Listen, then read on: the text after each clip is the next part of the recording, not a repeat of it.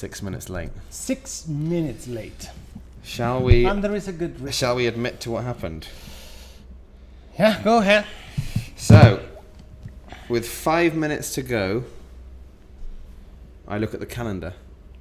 After all of my social media work, all of my work over the bloomin' week, and I realise we've done the wrong wine. Because somebody on the last tasting said we're having something else today. And didn't correct me for a week. Thanks. Schedule. So, we're not doing a Lindt. The truth. This. So for those 15,000 people, where's this? I'm trying to find the feed for us here. So yes, it's the other white wine today, the Madrid white wine today.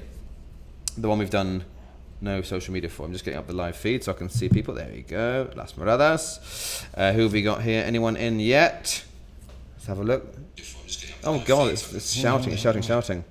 Hola, from California. Hola, very confused by the title of this vid and the bottle. Yes. The calendar is sacred. So, we've had to flash cold our bottle. The calendar is clear So today I and posted. enlightened, but Luke Daraka loves to confuse. So those of, and you, we both confused everyone. I made a mistake, but And then I saw your mistake 5 minutes before Yes. the. So yes, we've had to flash cold ours. But fortunately, we had it. So yes, I see. I'm drinking a Lindt tonight. Should have stuck with my guns. If you haven't got this super cold right now, this doesn't need to be very cold, by the way. We're doing a barley white, so get yourself an ice bucket and give it 5 minutes in an ice bucket. If you haven't got an ice bucket, chuck it in the freezer for ours has been in here for 10 minutes and it's kind of perfect. So yes, so for those of you who are drinking this live, 2 of you, Ava and Laura. 12 people. 12 people, well, my dad's not drinking it. Stop saying nonsense. My dad's not drinking it. But yeah, so yes, we're going to let this cool down a little bit more. But before we get into the wine of today, the new wine of today, the correct wine of the calendar of today, you see, my Instagram is so influential, you see. I think nobody looks at my Instagram, and suddenly I'm an influencer. Now, we'll give you some time to get this cold. We're not in a rush today. It's Monday night.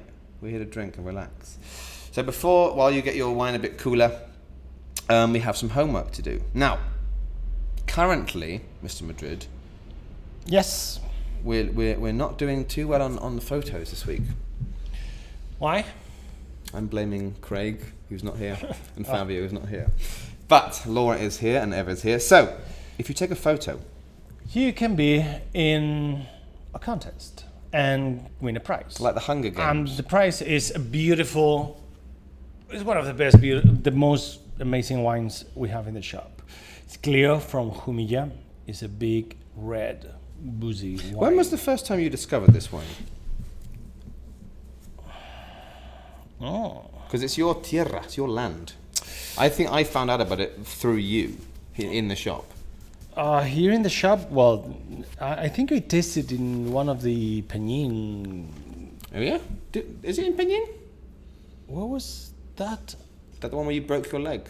No, the previous one. Previous one. I think it was Peñin. I tried. It was impressed, but not. It was not until probably when I had it with a proper meal in my home. It was my Christmas lunch, 2019. That's pretty good. Yeah. I was talking to somebody today. I found it quite funny that in your part of the world, which is very hot and very dry, you make these kind of wines. And in his part of the world, you make the kind of wines that you don't really want to drink in that kind of part of the world. It's so hot down there, yet all the wines, these big boozy. So anyway, yeah, this is Monastrell, I believe with some Cabernet Sauvignon in. I can't say the proportions. It is, this vintage, where are you? 16% alcohol. This is about as subtle as a brick through a window. So if you want a chance of winning this big boozy beast, take a photo of your tasting today with the correct bottle or the incorrect bottle, whatever bottle you have. Take a photo of it and upload it to your Instagram, to your Twitter, to your, as Rocky always jokes, your OnlyFans account. Wherever you see it, wherever we see it, wherever you post it, we will put your name down and you can win this. And this is a limited edition wine now, basically. Yeah. There's not much left. So Once it's over, we'll be back on November for the next vintage. if you want to win something special, start taking photos. Now, Mr. Madrid, before we begin, One of my favorite wine regions today. but before we begin, Okay. we received a nice little email from a young girl Oh, in California, really? 11 years old, too young to drink. This is very cute. Prepare your Heartstrings. So we got a message from Lola. Hello, Lola. Her dad, David. Hi, David. He's already here. He's here tonight. He watches our tastings over in California. He watches us religiously. Now, a little birdie told me David's birthday is. Oh no! I don't know if it's actually today, but it's around here. Mr. Charlton. Mr. Charlton, for goodness sake, sir.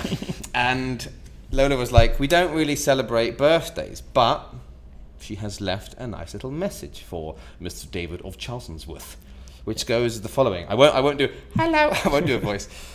So, it's a quote, we don't celebrate birthdays. Hi Dad, this is Lola.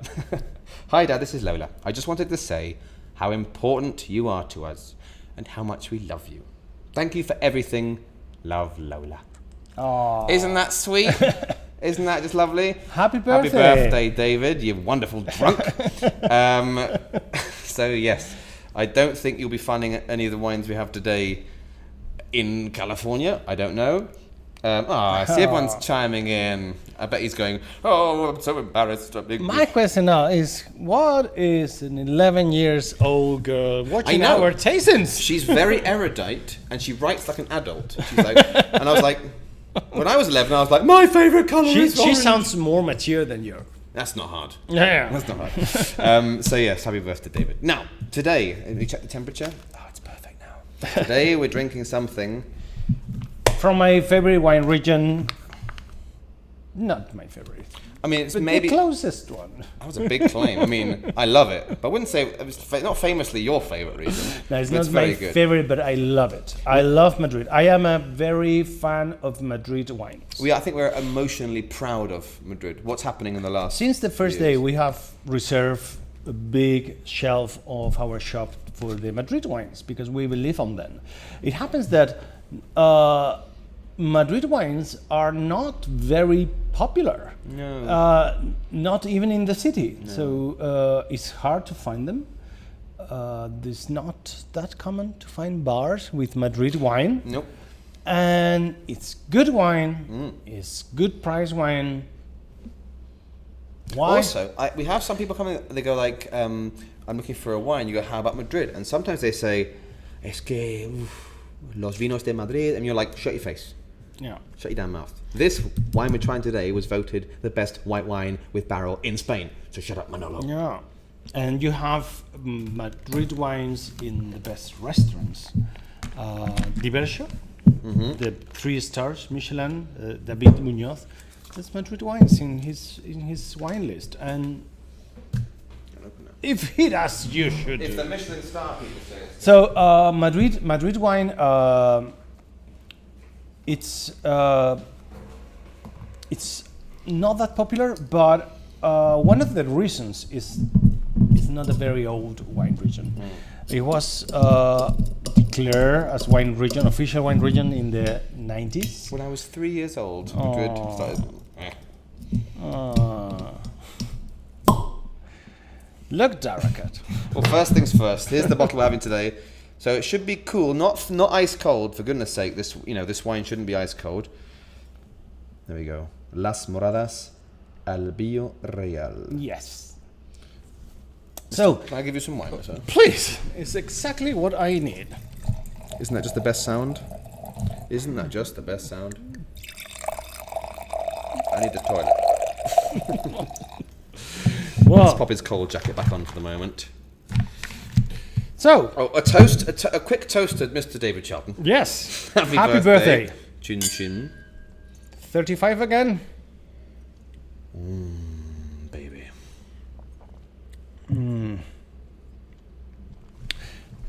Laura, Big fan of Madrid garnachas. Yeah. Tried to send some to my fam bam for Christmas. And all the wine shop dudes in the States were like, but even though Madrid is in Spain, they don't make wine there.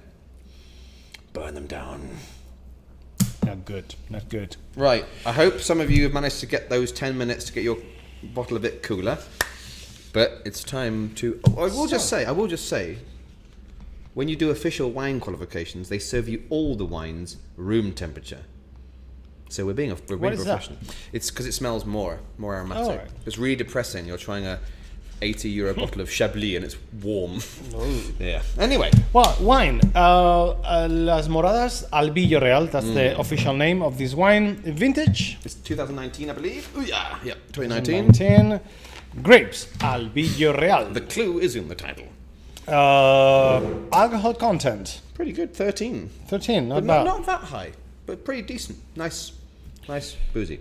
Producer, Las Moradas de San Martin, is the name of the winery, and region, Madrid. Madrid is divided in subzones. So you could add Madrid/San Martin is the name of this subzone. The main subzones are San Martin, Navalcarnero, Arganda, and the brand new El Molar. Sorry. So this is San Martin, which is the area of San Martin de Valdeiglesias, which you can find in Perales de Tajuña, is right next to Avila. So if those of you who don't know where we're really thinking, go on Google Maps and you go left, To the you'll see a big west. lake, Yeah. and all the towns below that are like the wine towns. Yeah, and they are neighbors of Mentrida. Yeah. Yeah. Right, let's drink this. It's not the first time we drink Albillo Real, right? We had it We had in it the in Valduero. Valduero Blanco. Yeah. So but yeah. it's a grape. It's a very interesting grape of this area, right? I mean, it was autochthonous. From Yes, I mean, a lot of people throw around this word autochthonous, native grape. Who knows exactly where it's from, but it seems to be central plateau. So everybody maybe, wants their grapes to be autochthonous of their places. it's like Madrid, Oh. Castilla Leon. Because you know that Chardonnay is autochthonous of Torre Pacheco, Murcia. It is, yeah. Oh. And I believe Cabernet Sauvignon is autochthonous of a town in Galicia, I believe it's from. Oh, really? Yeah, I believe so. Or Sauvignon. as- Or Sauvignon Blanc. Remember the Quadis label? Oh, Cabernet Sauvignon. Sauvignon. Yeah. Sauvignon. Oh, all these Right. people. Jason, cheers. Following along with the lovely Albarino. Big things of all things listed for. Ah, well, of course. This is a man of class. Right. Well, so let's go for the color. Not very dark. Not very dark, but it's not completely clear. It's kind of a pale, like a pale gold almost. So we should say. Well, actually, I'll wait for a moment. But yeah. Very clean. No teeth. Yeah. My dad. We remember Avila. So cold. It was so cold. I was like, just wear t-shirts, and it was the coldest thing in the world. Smell. Put your noses in there. Oh man, it's nice. I get white fruit here. It's citrus. Lots of spice. Bit of anise, I get. Not licorice, but a bit of aniseed. Star anise. I can see very clear legs. I can see clearly now the rain. clear legs. Something earthy, Does this wine has any kind of barrel or fermentation in barrel? Well, you would hope so. From the number one barrel white wine in the country. Yes. Barrel fermented and then 6 months 6 months. on the lees and aging in the barrels and stuff.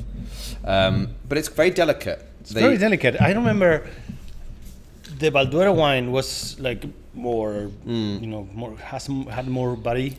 So this one they use 300 and 500 liter barrels. Reminds me a little bit the Carroleon. Yeah. Because this That's one sad. Do you remember Carroleon in the second box? first year of this. Carroleon Albarin. Yeah. Blanco. So the Albarin same as this because Valduero is sobre lías. This is I like this one. It's very easy to drink. I like it. It's An refreshing. angrily passionate man. Yeah, and There's So- something savoury there as well, like marzipan. marzipan. I get a little bit of marzipan. Maybe it's because I'm thinking of Avila. I don't know. Now, have a tasty taste.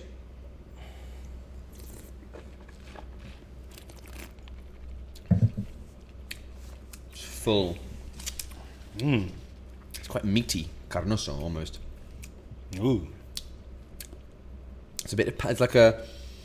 What is the expression? An iron fist. I think it's un puño de hierro en un guante aterciopelado. Something like that. It's an iron fist in a velvet glove. I might be mixing metaphors. If anyone knows expression, but you think it's quite light, but it's got. Sounds grown for an 11 years old girl watching us. She doesn't speak English, I think. But it's still quite light. This is not heavy wine. We're not talking about a heavy.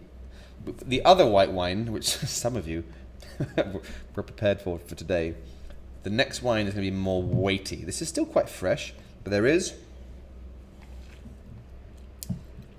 a weight to it. Albillo Real, it's what we call quite a high glycerol grape. So you tend to get medium acidity. It's not an acidic wine, but you tend to get quite good levels of glycerol, alcohol. So it can be quite full, quite meaty, quite structured. It's not a heavy grape. So we've got the Viognier and the Chardonnay on the other wine, which is a bit more, but it gives you a bit more oomph than maybe an Albarino or a Godello or a Chacolí or something. Perrin. Perrin is very versatile wine. Very versatile wine. So, I mean, it will be adapted to any use you do to a white wine. It's not Any use. any use, yes, because you could use it as well. Oh my God. Yeah. Lola, cover your ears. And your eyes. But yeah, so it's not a demanding white wine that had to be drunk like this way or that way, or had to be paired with only certain kind of food. It can be. What do you think about when people tell us this wine's very gastronomic? What does that mean to you personally? Which means it's a wine that you have to enjoy with food. That without food would be too much. So that's where. It's how I understand gastronomic wine. Because I thought it meant this is a wine which goes with statistically more food. Because I good point. I have not yet made friends with a wine that I can't drink What myself. is non-gastronomic or less gastronomic wine? Following your thoughts. I would say very old red wines with lots of barrel and age. But you mean that you cannot More pair it difficult with to pair, yeah. more difficult. That's to what pair. that's how I understood it. Okay, then we have two complete different conceptions We definitely had different conceptions. of how what a gastronomic wine is. I believe is a wine that has to be enjoyed sharing it with But I'm food. English. I'm English. We So don't need food. more wine. oaky Chardonnays, oaky wines, you think- or orange wine or orange whites, for example. You think they're more gastronomic? I think they are more gastronomic. I think that's more complicated. It's the thing. But if you can enjoy it without food, it's less gastronomic. As a Don't worry, Lola is back at online school. Get out of here! Run! So if you can enjoy as a cocktail wine, for example, with no food, it's less gastronomic. You know what I mean? I know what you mean. So maybe this is quite todoterreno, like a 4x4 wine. This would be very classy for a party. Probably a Lindt is more gastronomic for me. You know, the one In my the one concept we were of gonna have. what gastronomic wine is. Interesting. But what do you think gastronomic wine is? Because Yeah, this is an expression that is used widely. Look at this. I'm turning into you here. My hair. Look at that record. You need a Look at that. You need a weekend in Turkey. These, for so many reasons, these lights are not good. It's like you know when you go to like I lost my weekend in Turkey, and look what happened. That's what happens when your flight is diverted to Glasgow. Anyway, So This is superb. This is a superb wine. Now, so we go down to pairing suggested glass. quite. It doesn't matter too much, but it's quite aromatic. So No, you know. so yeah. Now, I know I was joking to cover my mistake with the temperature, but this does not need to be super chilled. This is quite an oaky wines. They can be a bit cooler. This is literally perfect. It was in the freezer for 5 minutes with a cold jacket, and it's actually perfect. So I would say maybe 13, 14 degrees. Yeah.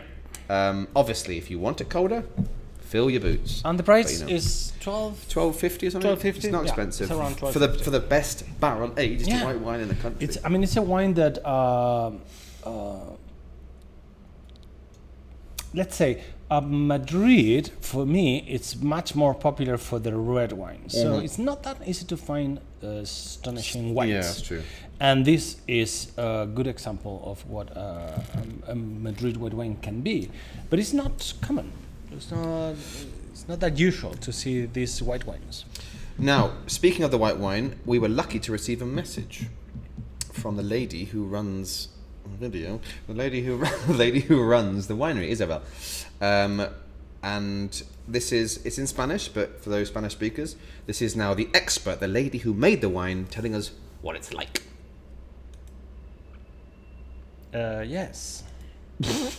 Sorry. That happened last time as well. Perfect. No. This is gonna work. This is Isabel This is telling gonna us what it's like.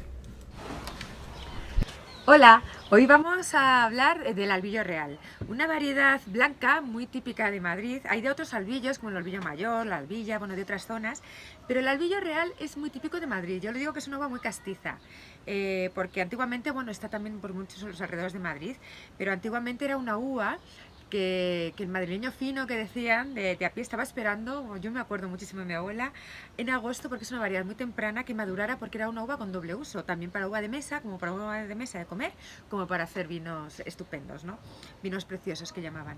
Y nada, de hecho, estaba muy arraigada en todo Madrid. De hecho, desde el Bernabéu, siempre lo digo, incluso antes, de la Castellana hasta Alcobendas, muchísimo hasta Colmenar Viejo, y por supuesto toda la zona de San Martín de Valdeiglesias, que ya linda con Ávila, y toda esta zona era el reino del albillo real, ¿no? Había mucho y luego, sin embargo, casi desapareció. De hecho, nosotros estamos recuperando la variedad, injertando con nuestro propio material vegetativo, ¿no? ¿Y por qué desapareció? Pues porque, por un lado, el vino blanco empezó a costar casi menos que el agua, y por otro lado, la uva de mesa ya empezaba a haber uva de todo tipo, sin papita, con pepita. Se quitó la estacionalidad. Antes, cuando había la uva, ¿no? En una época. Se llama temprana, es porque es una uva muy temprana, y claro, al madrileño una uva dulce, sabrosa, pequeñita, pues claro, eso en verano era un manjar, ¿no? Que estaban deseando que llegara.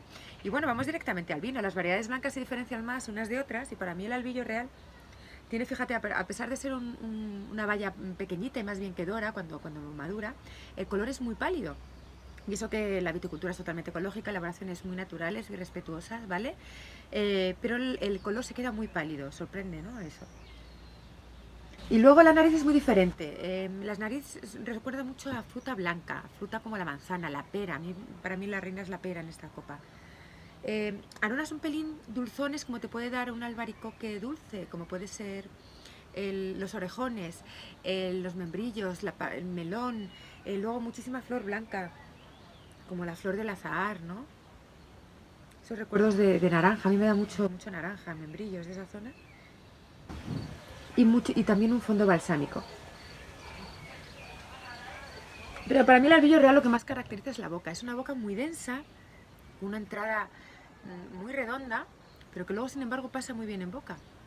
Como que luego se bebe muy bien, es muy fresca.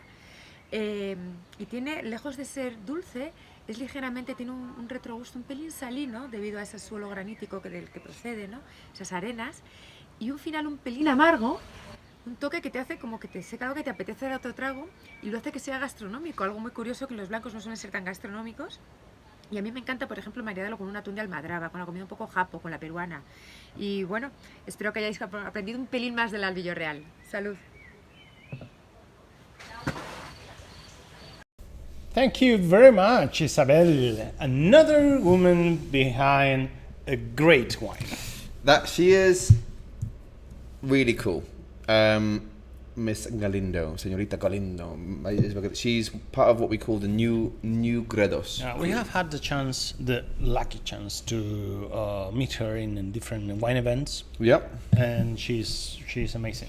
I mean, shall I tell a little bit the story of the bodega? Yes, please. So, Madrid. So, Roque, as usual, will give us the lowdown on the Vinos de Madrid region in a minute, but it's worth mentioning just quickly Gredos, because this is one of these, we call them the new Gredos bodegas. Now, there's a sort of a movement to revitalize this part specifically of the Madrid region. Out in the west, sort of these western sierras, the Gredos mountains, there are, again, Roque will go into it more, but there are sort of two different worlds in Madrid. There's kind of the mountainy regions and there's the flat regions. We're in the mountains here, and the land is amazing. Lots of garnachas, lots of old vines, this kind of stuff. Isabel created this kind of little enclave at the top of a hill up to 900 meters altitude in Las Moradas. I think it was one of the first wineries I went to in Madrid a few years ago.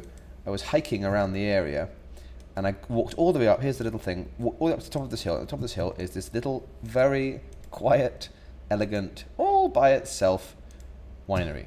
And it's that big, it's absolutely dinky. So I got all the way up there and I realized I was there in the middle of the harvest time and there was nobody around, they were all in the fields. So I felt really awkward and I sort of ran away back down into town. And then after that I started getting more into the wine world, and I went with, I think it was me and you, we did that little Ruta de Historia, remember that? Yes. We did a walk around the vineyards with Alejandro, who is this dashing, cool guy with a ponytail, who's another guy who works there. And we did a geological walk around the vineyard. The vineyard here is really interesting. Yeah. They farm in like what I call non-hippie biodynamic. Yes, they do, what is it, I've written it here. They do batonnage and some of the harvesting under the full moon, but I remember I asked them when we were there, why under the full moon? Thinking hippie response. And I got a jokey answer, well, there's more light when there's a full moon. But it's like a beautiful, self-contained little sort of woody, rocky vineyard landscape at the top of a hill. And Las Moradas consistently is one of them, probably I would say one of the best wineries in Madrid. We sell a couple of their reds as well. They're delicious, but it's an interesting thing. This is very much the new wave of Madrid wines. These are the kind of wines that are getting talked about quite a lot in editorials, in New York and stuff like that. The idea of sort of low intervention, quite minimalist, but not hippie natural wines. It's enough, away from commercial to be pure. And like as Roque always says, there's no such thing as natural wine. Yeah. There's always humanity involved. This is showing you how to make a wine with humanity. You're hand picking, it's biodynamic, yada yada yada, but it's still normal winemaking. In this particular wine, 30% of the wine has no sulfites, so you could no added sulfites. You could argue 30% of your wine is natural. But anyway, Las Moradas is one of many really interesting wineries in the San Martin area. The only part very pretty, but the vineyards are the prettiest. Las Moradas, their range of wines it's not that big. There's one white. I think there's 4 reds: Inicio, Senda, Sabina, and the Libro de something or other. But it is a region which is getting more and more well known. So I don't know if those of you who are in other countries, I would imagine it's not likely that you will be able to find this particular wine. But the sheer fact that a small independent winery at the top of a hill near a little town west of Madrid, their one white wine, there's no Vino Joven here, the one white wine they have was actively made and voted as the best barrel white wine in the country, is something to definitely worth celebrate. But anyway, Yeah. So the winery. Oh my God. This is a picture of Luke and I that day in Las Moradas when we visited together. That's Las Moradas actually. I look so young. You and- look younger and thinner. Do you know what that look is? That's hope. That's happiness.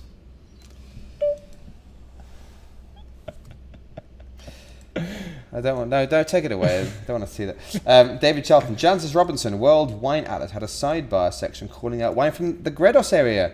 Nice. Yeah, that's us. So the Gredos. There's two bits of Gredos. There's Gredos. Are you joking?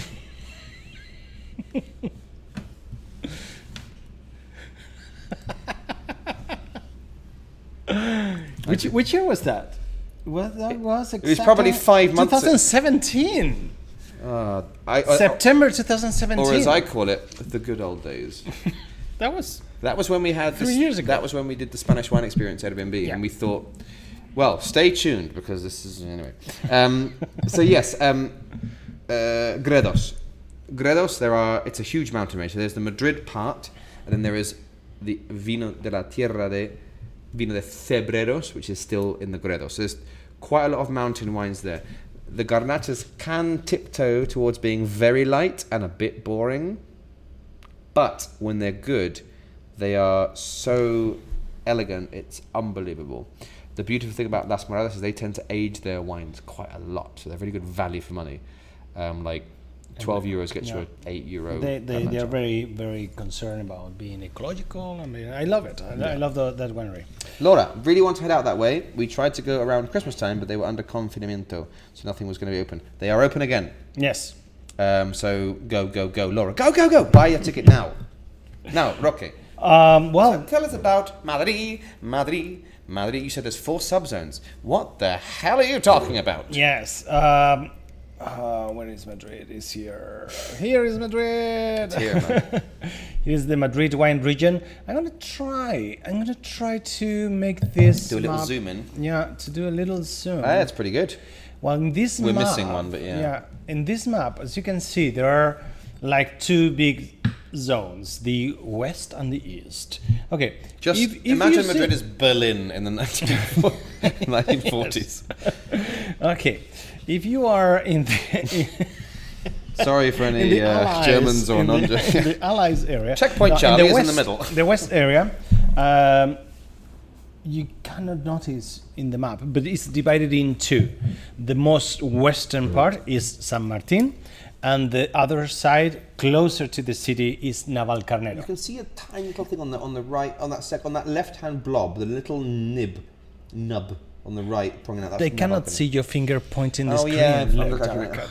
Okay, so the eastern part, which is actually the biggest, is Arganda. Okay, that goes up to the south of the region and includes, of course, Arganda, but Morata de Tajuña, Colmenar Viejo, Chinchón, yeah. all these Nuevo Baztán.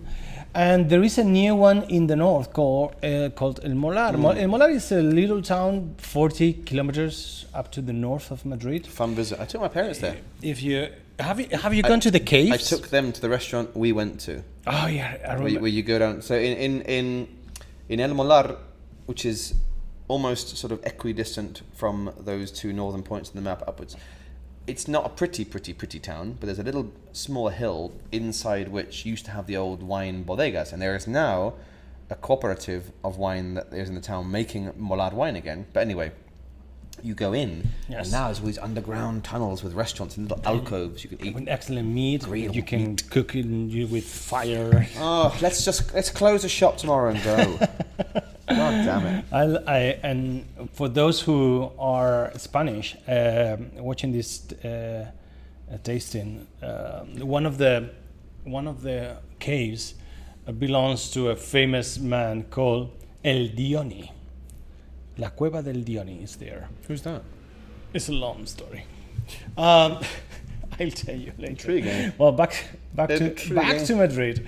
So here we have these classic extreme continental type with harsh winters and hot summers. The annual rainfall ranges from 461 millimeters in the Arganda, and the San Martin is more humid. I mean, Arganda is Gas- basically La Mancha, isn't it? It's geographically. Yeah, exactly.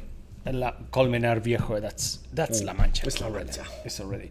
But San Martin is more humid, more wet. Well, apparently- 658 Yeah. millimeters of rain. It's fascinating because officially it's classed the San Martin, so that the map you're looking at, the western blob where the mountains are, it's officially classed as continental Mediterranean, which I think is really fascinating. Because yes, it is, like Roque said, still hot and dry, but it's more humid, a bit more mellow. But it's not a wet climate compared to the northern mountains. The Madrid Sierra is pretty dry as a sierra. It's not a lush forest-covered, snow-capped. Well, actually now because of Filomena, there's more snow. But we're talking quite an arid sierra comparatively. But yes, compared to the other part. So this is why I was saying there's sort of like two Madrids now, as you see on the map. There's the Eastern Madrid, the big blob, and the little tiny bit Navalcarnero, where there's only 5 wineries, which are like the meseta ones, the flat ones, and then you have the high altitude ones of El Molar and Gredos. So I always have this sort of internal debate, like should it be 2 denominaciones, because they're so different. I don't know. Yeah. I mean, it's completely different. But I think it's good. I mean, it's good to have variety as well. I think Madrid's quite a fun region. It's like I don't know, La Rioja. La Rioja has 2 completely different regions: the north and the south, and has nothing to do. The Maybe. Álava, But I think Madrid specifically, it's like mountain top vineyards and then baked plains.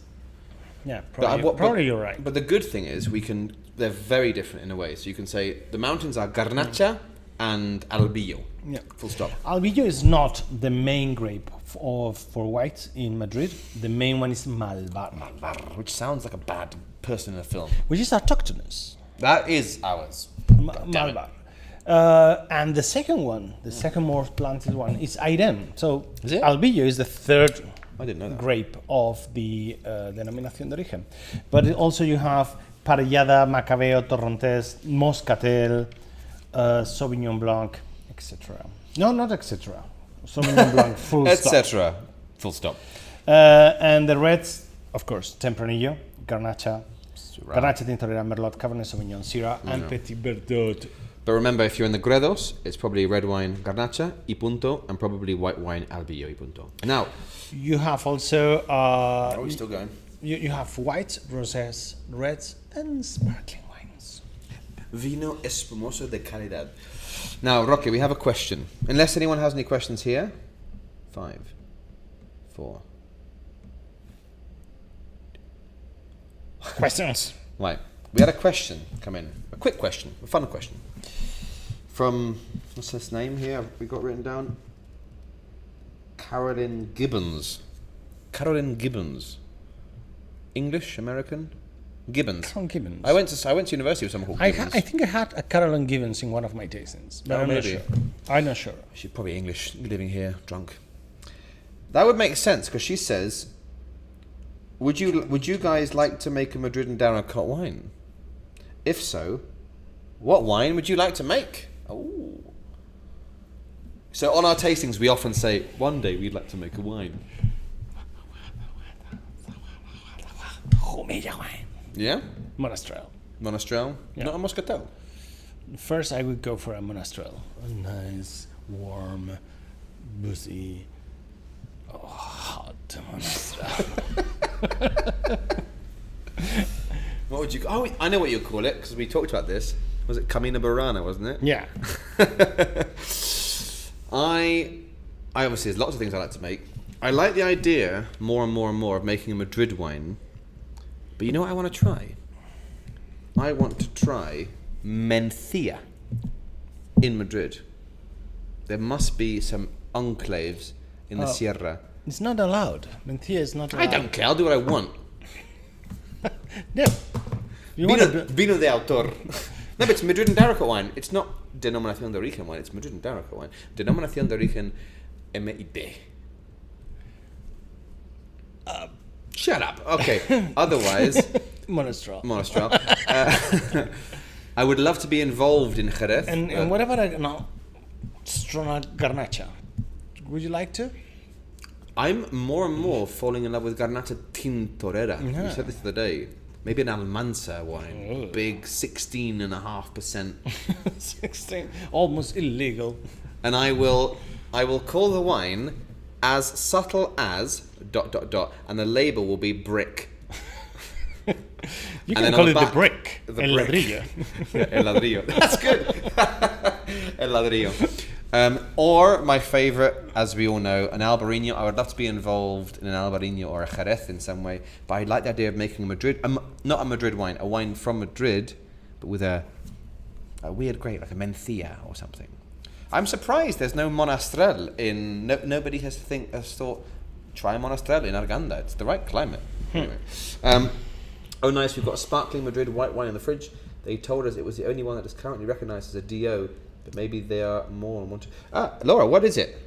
Write it down now, because it might be our one, Pedro Garcia. Yes. Because we have it right there. We have a Yes, DO sparkling wine, yeah. So yes, Madrid. If you find it, drink it. And if you don't find it, don't drink it.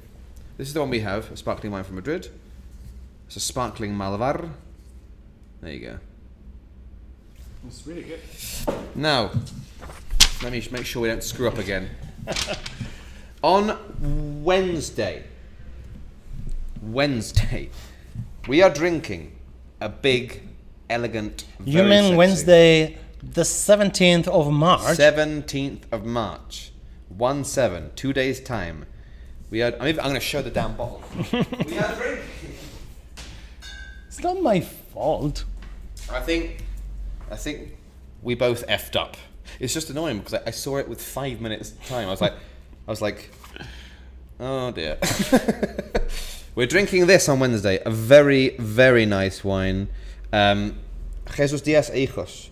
Yeah, you'll probably find there's more sparkling wines than you'd think maybe, but there's not many. There's only 2 or 3. Jeromin, the big company they have one as well. So yes, on Wednesday we're drinking a big Vino de Pago, Hacienda de Arinzano, and yeah, we hope to see you there. So remember, if you're drinking this now, take a photo.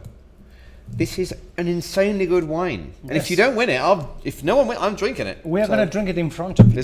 Yeah, the last tasting is just us doing this. Drinking that wine.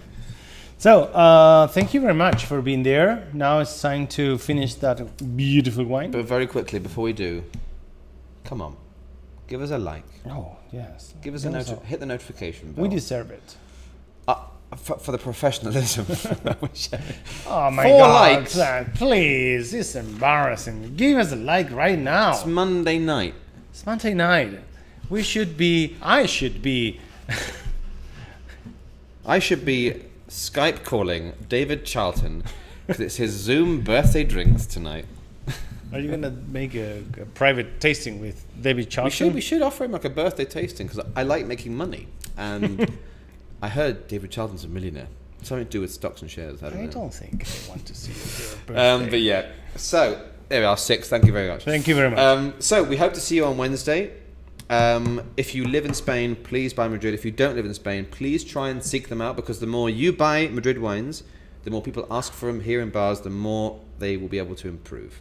Thank you very much for being there, and take care of yourselves. Have fun, drink a lot of wine, and what else? See you on Wednesday. Ciao.